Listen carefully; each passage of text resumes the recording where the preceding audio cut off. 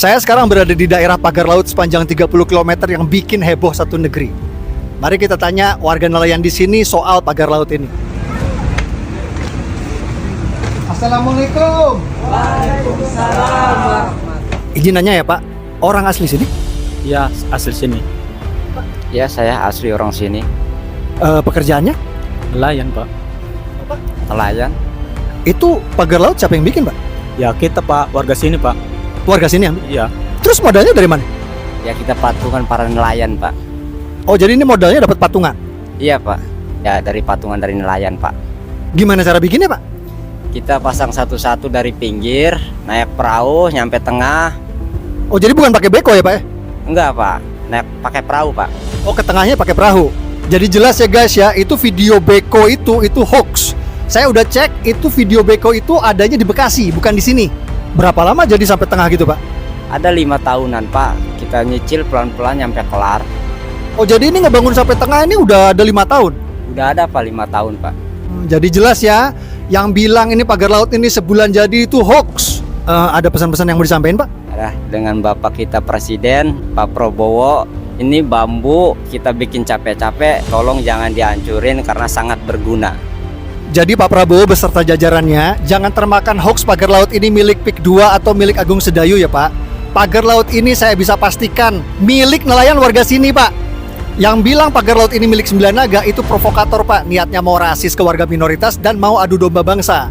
Ditangkapin aja tuh Pak orang yang bikin gaduh kayak gitu Pak. Masa ada kerjaan 6-7 bulan, magar sampai 30,16 km, nggak ketahuan. Tadi Susan bilang sejak Agustus sudah dilaporkan ke Dinas Kelautan dan Perikanan. Dan kepala dinasnya siapa namanya, Eni atau Evi itu, perempuan itu, yang mengaku pada Agustus itu panjangnya baru 7 km. Kemudian waktu September, tadi disebut juga, sudah ada instansi gabungan, sidak, itu sudah 23 km. Sekarang jadi 30,16 km. Jadi ini barang ini jalan terus Bang.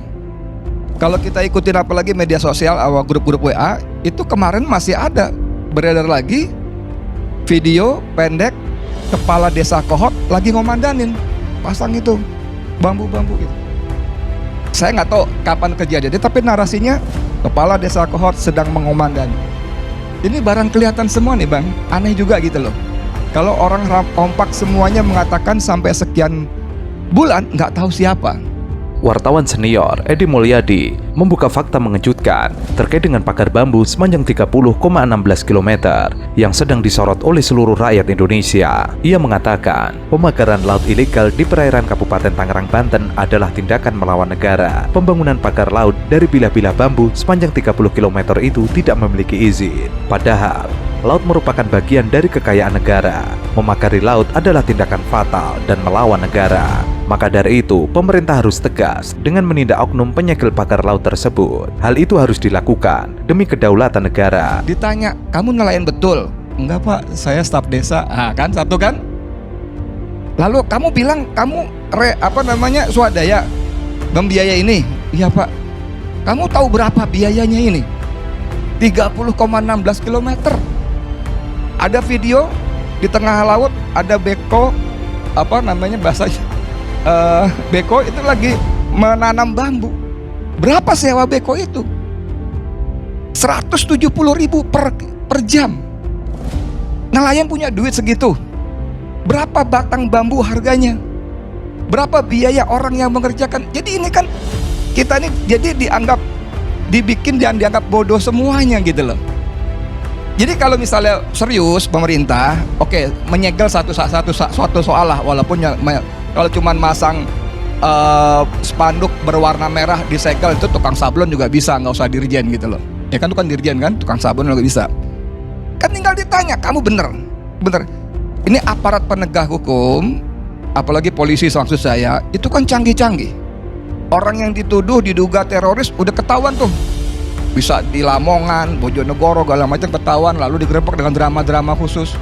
pagar laut ilegal yang disegel Kementerian Kelautan dan Perikanan itu melintasi pesisir 16 desa di 6 kecamatan di Kabupaten Tangerang. Penyegelan pagar laut tersebut dilakukan oleh tim dari KKP. Pemagaran laut tersebut ilegal jika merujuk izin dasar kesesuaian kegiatan pemanfaatan ruang laut. Pagar tersebut berada di zona perikanan tangkap dan zona pengelolaan energi yang diatur Peraturan Daerah Rencana Tata Ruang Provinsi Banten. Kalau bodoh sih oke lah gitu, tapi jangan proklamasi begitu dong gitu loh.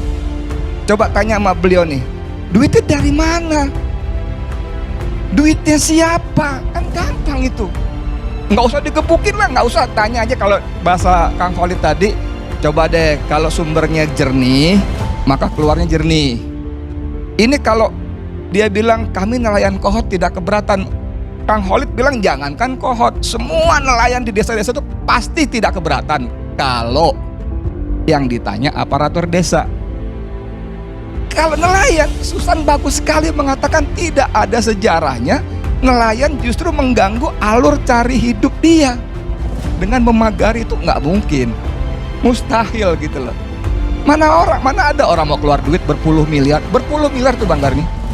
Saya yakin, saya nggak ngitung-ngitung, tapi anak saya kuliah di teknik sipil, iseng-iseng dia ngitung, Bi ini segini benar. Dengan asumsi sekatu batang sekian, udah dihitung. Anak masuk semester 5 sipil, udah dihitung itu berpuluh miliar. Selain itu, pemagaran laut juga tidak sesuai dengan praktik internasional di United Nations Convention. Keberadaan pagar itu berpotensi menimbulkan kerugian bagi nelayan dan merusak ekosistem pesisir. Jadi maksud saya gini loh, ini kan menunjukkan lagi bahwa memang ada kekuatan yang dianggap sangat dahsyat Bang Karni. Sangat dahsyat sehingga nyaris tak tersentuh, dan dia merasa bisa melakukan apa saja. Bukan rahasia. Tadi Kang Khalid menyebut ini kerjaannya namanya mandornya Memet. Ordernya dari Gojali atau Engcun. Perintah dari Ali Hanafiah Lijaya. Siapa dia Ali? Ali itu adalah orangnya Aguan. Itu satu rentetan, gampang banget gitu loh. Tadi Bang Kardi mengatakan bahwa negara sudah hadir kok. Kemarin si Ahmad Muzani, Sekjen Gerindra, Ketua MPR mengatakan Pak Prabowo sudah setuju memerintahkan mencabut. Dan menurut kita memang bukan mensegel, perintah bongkar sebetulnya, perintah bongkar, tangkap, pidanakan pelakunya.